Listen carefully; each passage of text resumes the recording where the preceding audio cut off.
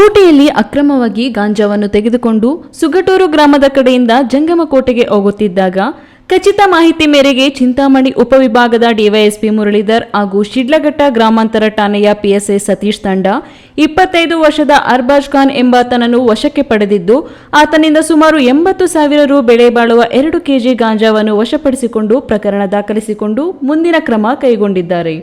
ಬಂಧಿತ ಆರೋಪಿ ಅರ್ಬಾಜ್ ಖಾನ್ ಚಿಂತಾಮಣಿ ನಗರದ ವಾರ್ಡ್ ನಂಬರ್ 18ರ ಕೀರ್ತಿ ನಗರ ನಿವಾಸಿ, ಹಾಲಿ ಹೊಸಕೋಟೆ ತಾಲೂಕು ಬಿಸ್ಮಿಲ್ಲಾ ನಗರ ಕಟ್ಟಿಗೇನಹಳ್ಳಿ ಗ್ರಾಮದಲ್ಲಿ ವಾಸಿಯಾಗಿದ್ದಾನೆ. ಅಕ್ರಮ ಗಾಂಜಾ ಮಾರಾಟದಲ್ಲಿ ಭಾಗಿಯಾಗಿದ್ದ ಮತ್ತೊಬ್ಬ ಆರೋಪಿ ಪರಾರಿಯಾಗಿದ್ದು, ಆರೋಪಿಯ ಪತ್ತೆ ಕಾರ್ಯಕ್ಕಾಗಿ ಪ್ರತ್ಯೇಕ ತಂಡವನ್ನು ನೇಮಕ ಮಾಡಿ ಬಲೆ ಬೀಸಿದ್ದಾರೆ. ದೇವಪ್ಪ, ಈ ನ್ಯೂಸ್ ಟಿವಿ, ಚಿಂತಾಮಣಿ.